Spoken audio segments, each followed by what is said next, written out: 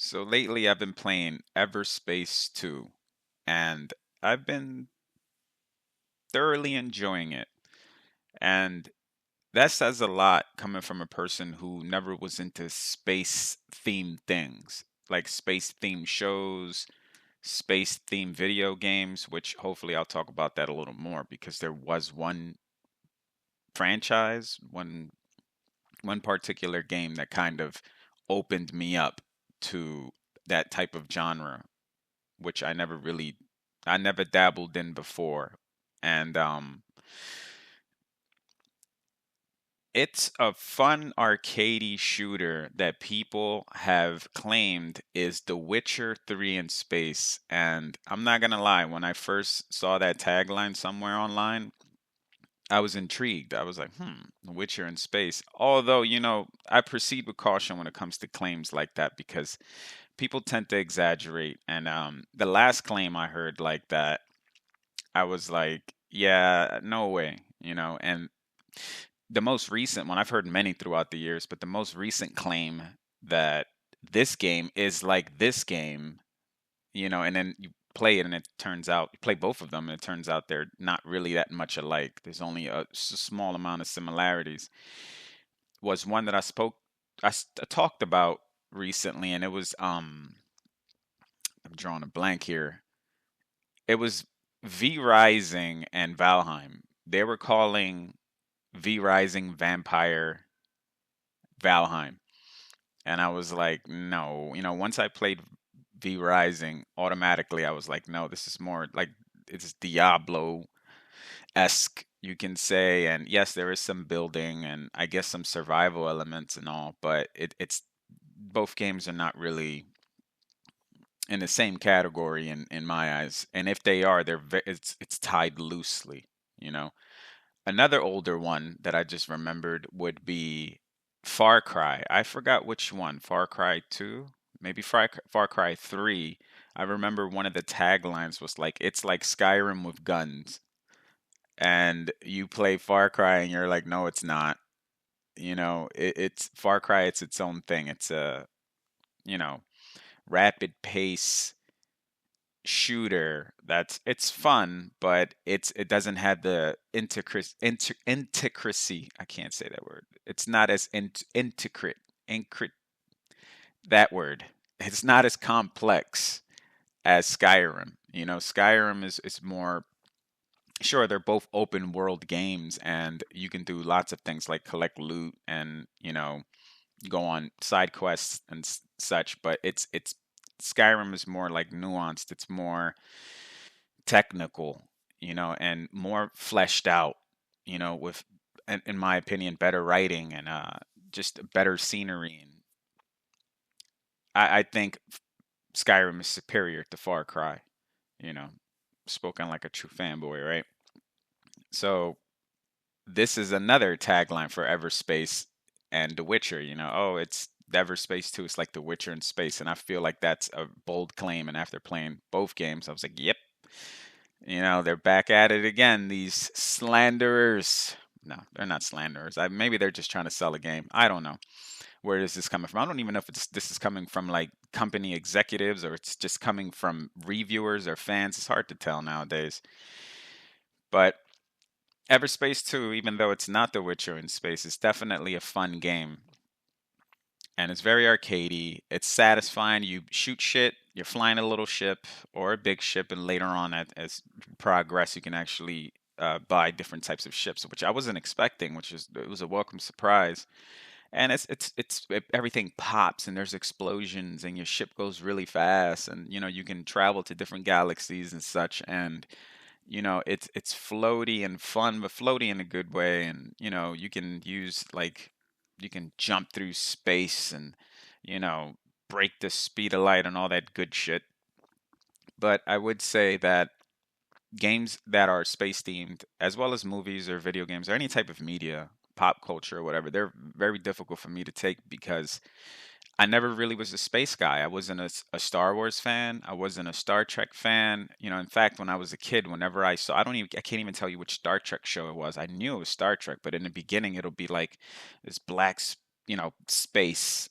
in the background, and then in the forefront is this ship slowly kind of cruising in, and that's when I knew it was my cue to change the channel. And I know there's lots of people out there who are Star Trek fans, and they'll probably murder me by saying that. But that's something that I've always kind of turned me off. Like I maybe it was because space was over my head. And don't get me wrong, growing up, there was always little random tidbits about space and little facts and trivia that I did find interesting when they found new planets, and how some planets are uninhabitable and some does have the potential to hold human life, and all that shit is cool to me, and black holes, and you know the possibility of time travel, and black matter. I think that's what it's called, black mass. No, that's a band. No, that's a song. Whatever. All this stuff is cool, man, but it's just it never really was my cup of tea. I was always more of like the boots to the ground medieval guy. I've always loved the medieval themed shit. And a lot of that has to do with my middle school teacher. He was a big medieval guy. He always like had medieval themes throughout his entire little teaching curriculum or whatever. He would have chess. He would have, he had a trip one time which I didn't go to, but he took a class. Everyone took a class trip to like the Renaissance fair, and he knew about knights and about medieval culture and all that, and it was really cool, and that stuck with me. So that's something that I've always gravitated to. Instead of watching like Star Trek and all that, I was watching like Hercules and like Xena and all these fun shows or whatever. And later on in life, many, so many Witcher. Not only because of the video game, but also because it's medieval themed. Game of Thrones. I confessed I watched like the first season before it blew up the way it did. Like it went like international. But when I watched the first season, no one really heard about it, and I enjoyed it thoroughly. And I was like, I can't wait for the second season, and I never watched it again. And it got kind of weird too because like I would go to work at my old job, and there'll be like coworkers and the director who I really didn't like. I wasn't on the greatest terms with him, and he would start talking about Game of Thrones, and I was like, "Oh, if he's fucking watching it, I ain't gonna watch it." Yes, that's how petty I was. But I do know that at least the first season I can say was really cool, and it sucks because how many seasons were there of Game of Thrones? I think there were like spin-offs and stuff like that. So I know I missed like all the really good shit, the meat of the show. So I do like the fact that I at least gave I like to give shit that I normally am not into a chance. I don't I don't blindly just follow whatever's popular. And personally, I don't think anyone should neither. Like now, don't get me wrong. There are certain instances where there is I purposely make a decision not to watch something because it doesn't really interest me, right? But then I'm hanging out with a friend and they're like, "Hey, you want to watch this movie?" And I'm like, "I don't know. I don't know about that movie. I'm not." I seen some previews of it and it's not really my thing. They're like, yeah, but I want to watch it. I heard it's good. I go, sure, why not? I'm not gonna fight the guy and be like, no, that's fucking corporate propaganda. I'll be like, dude, whatever, let's watch it. I try to be as lenient as I can, but I do. I mean, I know that sounds kind of like a little braggadocious of me, but I do like the fact that I am open-minded.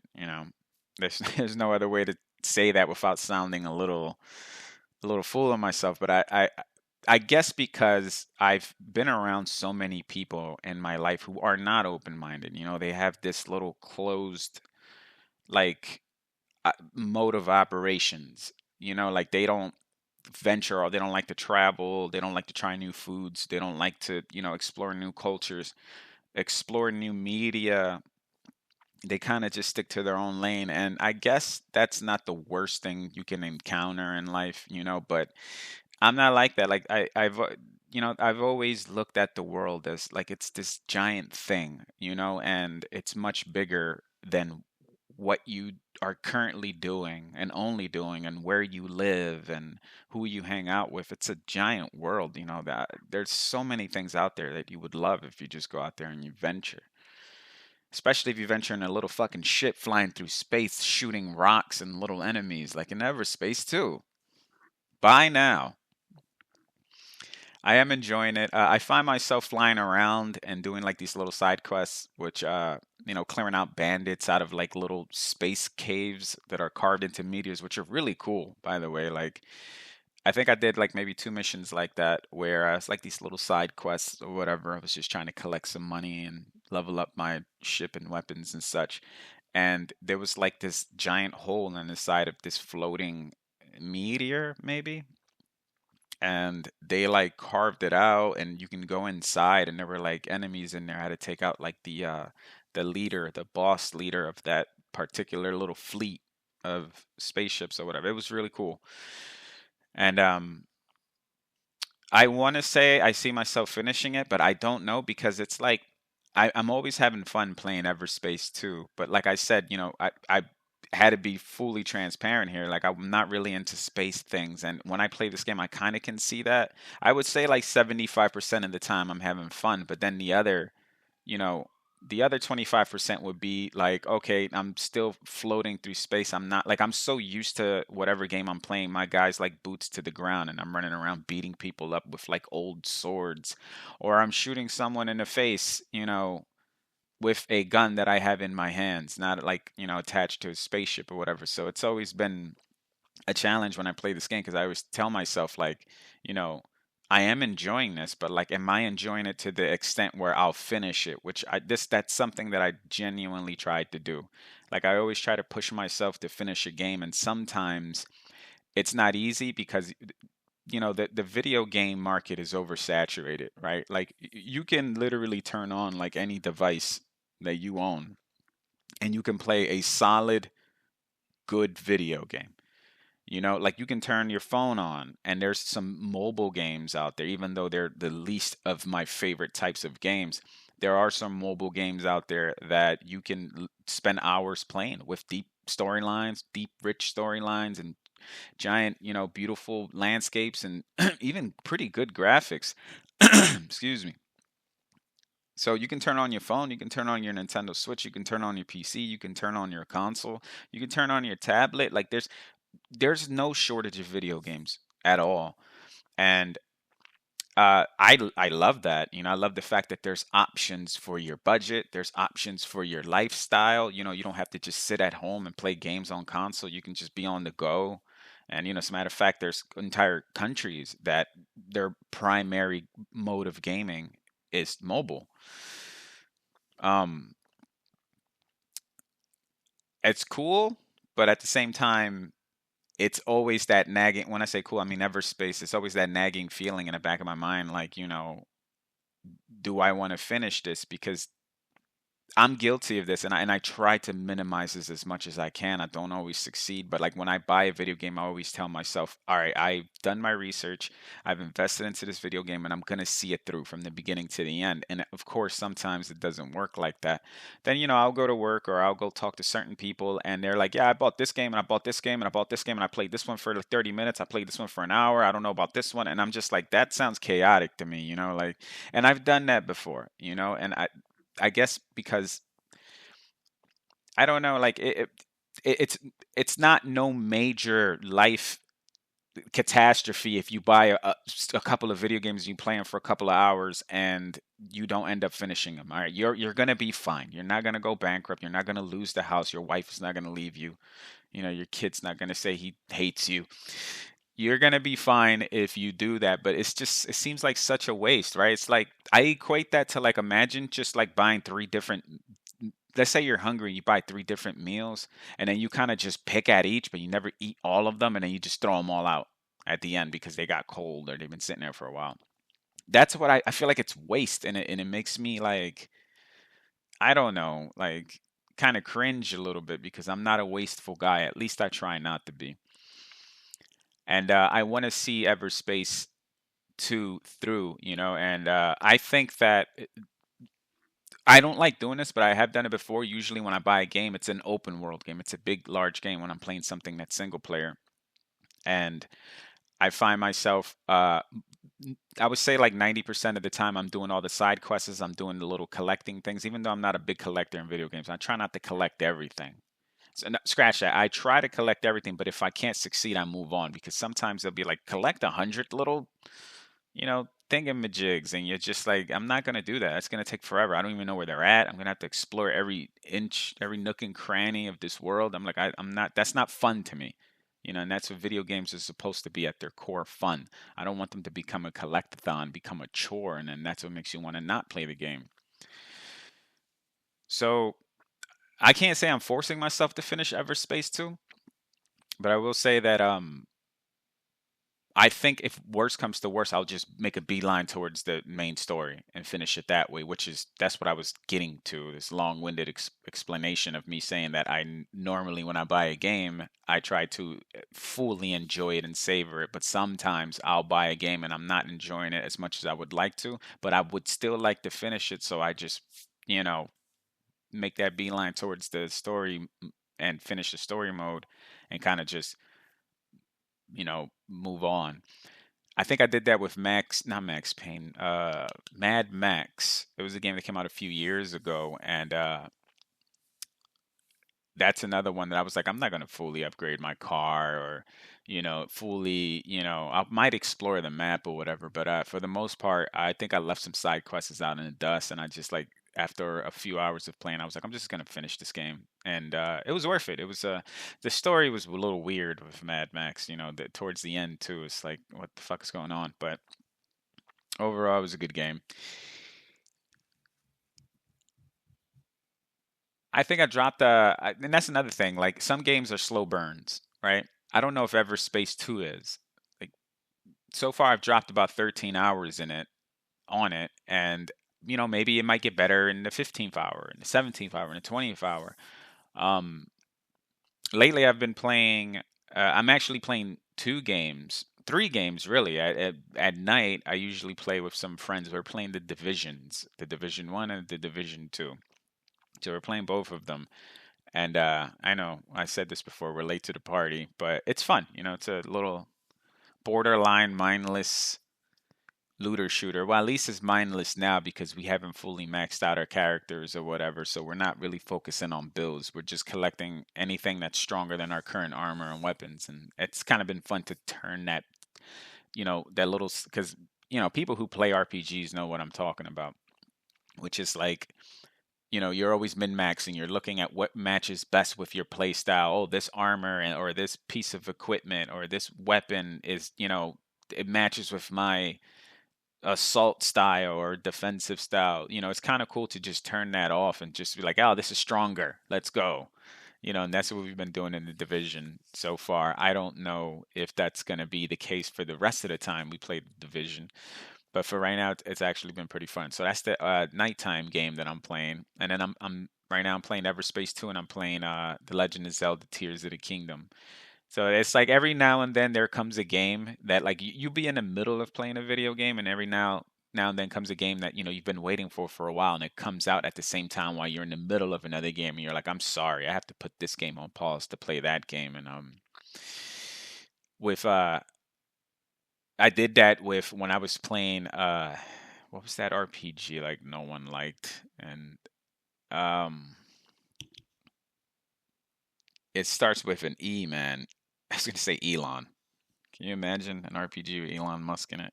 That sounds totally possible, right? With like AI nowadays, like that's not far fetched. If someone was to tell you, hey, there's an RPG with Elon Musk in it, you can drive a Tesla like fucking GTA or whatever, and that sounds possible. Anyways, Elix, yeah. Now don't get me wrong, man. I've played Elix for quite a while, and I can tell you that it's you got it's not the greatest. It's not the most polished game. I'll tell you that. But if you come in there with that mentality, at least part one, I haven't played part two. At least Elix one, if you come in with the mentality like this is not going to be the most fleshed out, most polished, most technical game, but it is a pretty cool RPG all in all. That's the gist I get out of it. Of course, if you're playing Elix and you're like, I could probably be playing something better. I can't even be mad at you. I can't go, no, man, stop what you're doing. You have to finish this game. It's revolutionary. I can't tell you that. I'll be like, I get it. And I won't even stop you from doing so. But like, if you have like an RPG I think Elix will hit the spot. But anyways, I was in the middle of playing Elix and Cyberpunk came out. And I was like, I gotta play Cyberpunk. It didn't come out, sorry. It had already came out, but I think it was on sale, and I was like, I got to do this. So I stopped playing and let's play Cyberpunk. Same case here. I was in the middle of EverSpace 2. Legend of Zelda Tears of the Kingdom came out, and I was like, I got to play Tears of the Kingdom. And going back to what I was just saying a couple of minutes ago, if you can actually remember, because I know I'm always all over the fucking place. Like 90% of the time, I'm not even talking about the subject matter that I post up on the title. Sorry about that, but that's why I always put "and life" at the end of my titles. It might sound a little annoying to some. They might be like, "Why does every fucking game have "and life" in the end?" I'm like, "That. This is why, because I trail off all the time, and I'm like this in real life." Sorry if you're one of those people that can't stand that, you know. And if you are one of those people that like to piece things together and be like, "Okay, Danny's attaching this, and to this and to that." Good, then this is for you. But I was in the middle of playing EverSpace 2. Tears of the Kingdom came out. I'm like, okay, I'm gonna play this now, and kind of put EverSpace on hold for a while. And I will say that Tears of the Kingdom is amazing so far. All the time that I spent on it, I can't wait to play it later. As a matter of fact, as soon as I'm done recording this, I'm going straight to put that my Nintendo Switch on that dock, turn the TV on, and play this game since I'm off today. It is a bit of a slow burn. Like when I first started playing Zelda, I was like, "Oh, this game is awesome."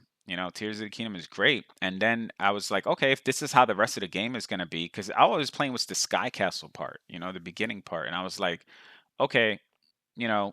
It's great. It's fun. I guess there's going to be a lot of platforming because it's going to be like in the sky. And then, not to give anybody any spoilers, but Hyrule opens up after a while. And I'm like, oh, this is a much bigger game now. And it reminds me a lot more of Breath of the Wild. And I was like, oh, this game's going to be fucking epic. I already feel it. It's already super fun. Lots of mysteries. It, it's great. It's great. I see 10 out of 10s from all sorts of reviewers and publishers, and I think they're right. I really do. And, normally I'm very critical with when people, because these are the same people that'll say, this is like The Witcher in space. It's like Skyrim with guns. And it's like, all right, these are the same people that are rating the video games. But they're right. Every now and then they get one right, and Zelda's is it, man. I think it is a 10. And I'm not even finished. I don't even think I'm halfway through the game. I'm positive I'm not halfway through the game. So, spacey shooter, looter. Well, I wouldn't call EverSpace. Actually, yeah, I would say EverSpace 2 is a looter shooter in space. I have played one, and I didn't spend a lot of time on that. I maybe played it for 3, 4 hours maybe, and I remember it was a lot more I guess what's that word?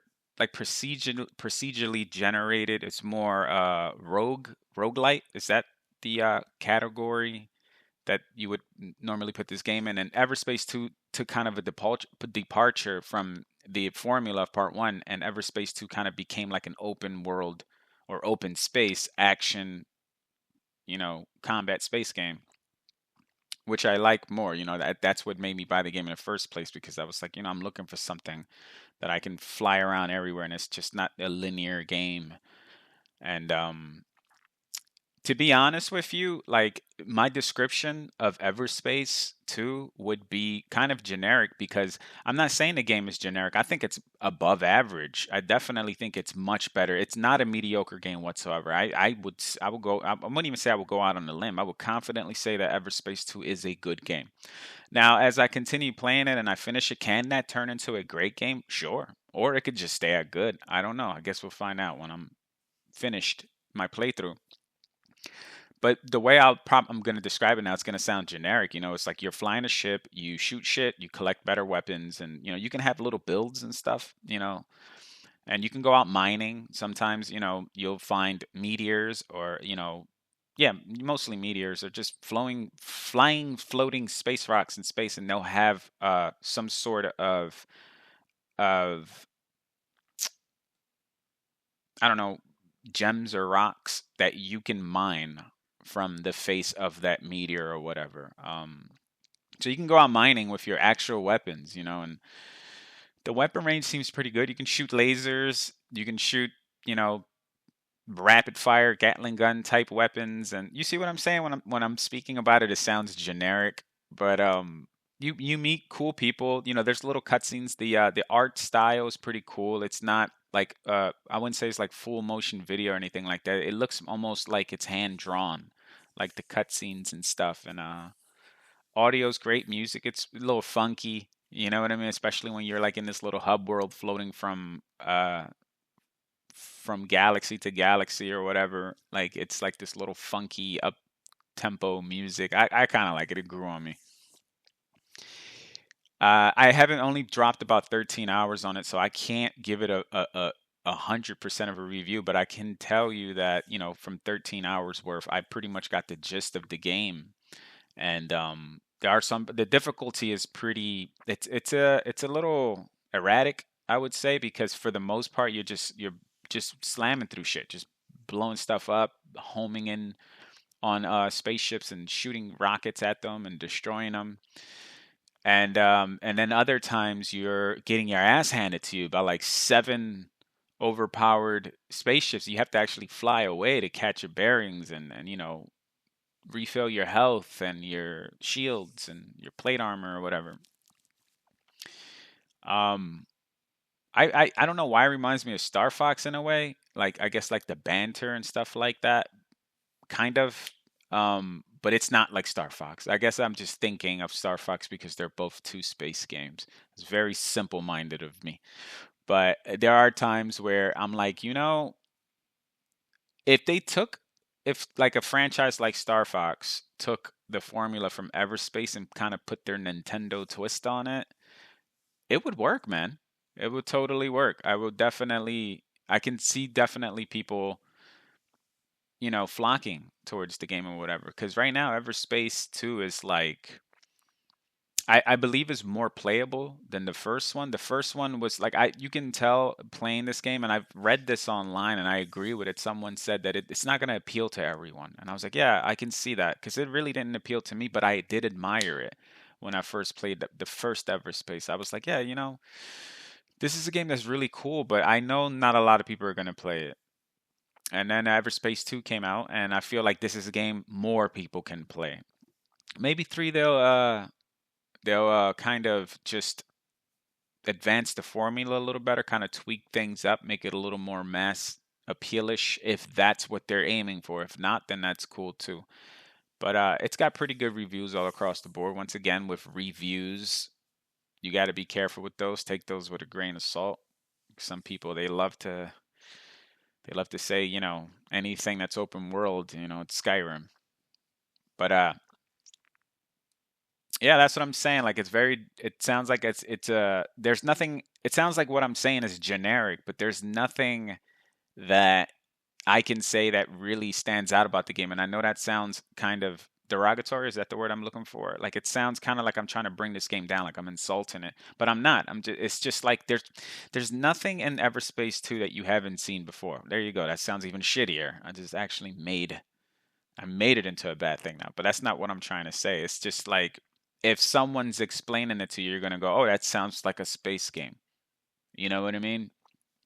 Once again, 13 hours in, maybe as time goes on, things change up and maybe new mechanics are introduced. But for right now, for real, for the most part, you're flying through space, you're looting and you're shooting, you're collecting better equipment.